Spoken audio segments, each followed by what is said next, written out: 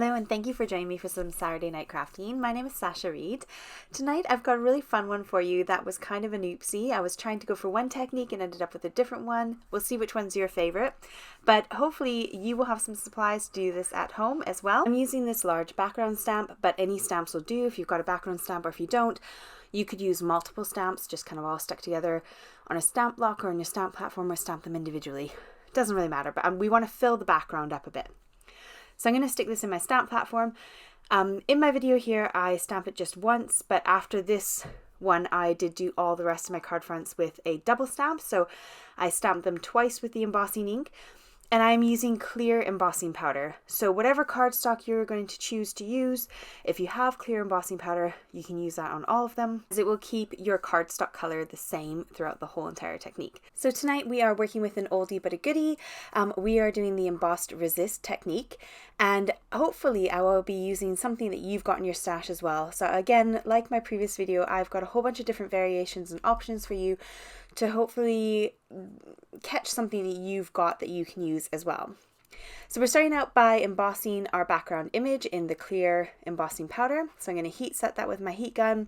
Make sure it's all melted all over. If it's not melted all over, then you will find that the resist doesn't quite work. Your color will kind of melt into that embossing powder and kind of seep through. Now I'm using watercolor cardstock and black cardstock, and they are both very thick cardstock. So in the UK, they're about 300 GSM. Nice and thick. The black cardstock is not watercolor friendly. The white one or vanilla one is. Now normally whenever I work with watercolor card, I always spritz the back of it before I start, just so that it doesn't curl while I'm doing my project. But you do not want to do that when you're doing emboss resist, because it will be too much water and you'll find your color will seep through and underneath your embossing. So you really want to make sure that you're just applying onto the top. You're not saturating the cardstock too much, because you'll find that you'll end up with the emboss resist not really working. Now for every project, we are using water-soluble colors. So we are using either dye-based inks like the Distress inks or Distress Oxides, or color powders that react to water. So everything we're using tonight needs to be a dye ink, not a pigment ink. And you will get the best results from that. So I'm applying some color down onto my card and doing a wash. The idea I had in my head was to do a nice wash in the background and then really make some of those colors pop.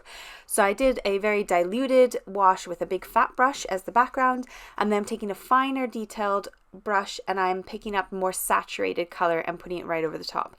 Now I did like how this turned out in the very end, but I wasn't liking how it was going as I was doing it. I felt like it didn't look random enough. It looked not as watercolory as I wanted it to be. So this one I just filled in the lines and kind of colored. The second one I do a lot more random. So again, exact same thing. I do the same thing for the background, and then I'm coming in with the saturation, but this time I'm just going random. I am just placing that color down, kind of aiming for the same sort of colors that are underneath it, but going for a bit of a heavier, darker color, more random, and then I'm kind of blending those colors into each other a bit more. So I like that random look a bit better, but it still I wasn't really feeling it. I was sending my husband messages saying, this isn't working very well, but I still kept going. And in the end, I ended up finding a technique that I loved far more. But I carried on and I did use some powders. So these are explosion powders from Horton. There's loads on the market. All kinds of different powders out there, but they are super fun because they are so pigmented and you just need the tiniest bit. So I really watered this down and did a very tiny bit in the background, and then I'm adding in some more color on the top, and I liked how these flowed a bit better. This was a lot more of a watercolor look that I was going for. Added in some yellow as well, and just kind of kept adding water here and there. If I had too much of a concentration of color, I took my cloth and picked up some of that a little bit as well. So I like how the randomness looked on this one. I like that really nice pigment to it. Now this is where it gets fun. So I've got this chalk white explosion powder, and this is really awesome. So again, this is ultra concentrated. You can make yourself a nice little white wash to go over the background. And this is where we can have so much fun, and the possibilities are really endless. You can then come in and add on color over top that would normally just disappear into the black cardstock, but when you've done it like this, it pops right off. So you could choose, instead of doing a wash over the whole thing, you could do just the edge and then add in that color as well. This is the one with the metallic explosion powder on the edge. I love how they both look. I really like how you get that toned down effect in the middle by adding the white because of the embossed resist. That black really pops through, and because of the whitewash, you can really see that color. Now I had to think and thought, what else could be used if you haven't got this amazing cool powder? So I have got this white ink from Lisa Horton as well. Now pay attention to what your ink pad says.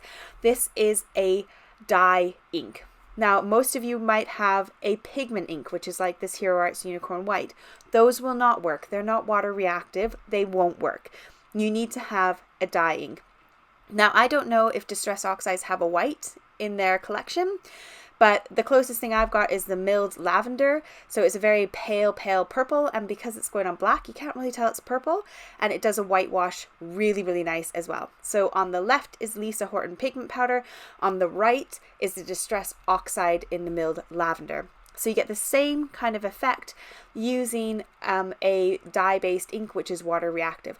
Now on mine, I did get a little bit of Pooling White on the embossing ink. So I spritzed a little bit of water, made sure it was only very lightly damp.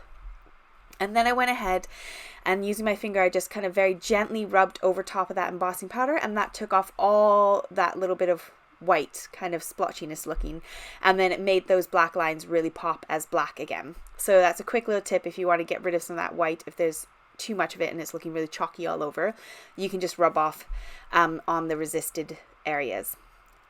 So on the right, I'm going to use Distress inks, and on the left, I'm going to use the shimmer interference inks from Lisa Horton's, and those ones are really cool because on white cardstock it's one color, on black cardstock it's a different color. And so on this one, it looks like a dark blue, but when you put it onto black, it turns more of a purple color. So it's really fun to work with. And again, it's very shimmery and metallic. You'll see the end in just a minute. I was getting ahead of myself. I got so excited and I forgot to show you that little bit of card, but you'll see it in just a second. On this one, I'm doing the exact same as before. And I forgot, I went ahead and filled this one in completely. I got so carried away with those shimmerings that I just filled the whole entire thing in. And on this one, I just did the edge again with the Distress inks. So really a fun technique. This one I was really excited about. I had so much fun with this, making the background like a white, doing a whitewash, and then adding that color was so cool. Now, I'm afraid I ran out of time to make cards with these. I started the process, but it's my son's birthday tomorrow, and it's currently about 10 o'clock at night, and my video was meant to be up 3 hours ago, and I'm still doing the voiceover, so by the time you're watching this, it'll probably be close to midnight UK time. But my son was the priority today, and we went on a 1.5 hour bike ride and did 13 kilometers together, and we had so much fun. And I've been, chasing around the house, getting things ready for his birthday tomorrow as my husband's away as well. So I did these cards. I put on the little words with the word dies, and then I'm going to add some sub-sentiments below them. So I'll do like, thanks, you're amazing, or something like that in a sub-sentiment. So that's kind of the idea I wanted to do for the card fronts of these. So I apologize, they're not done. I don't have full samples to show you. Hopefully I might pop some on my Instagram and finish those off. If you enjoyed tonight, please don't forget to like, share, subscribe, comment down below. And I hope you enjoyed it despite it being a bit rushed. And I hope you learned something new with a new twist on an emboss resist technique. Have a great weekend, and I will see you on Wednesday. Take care. Bye.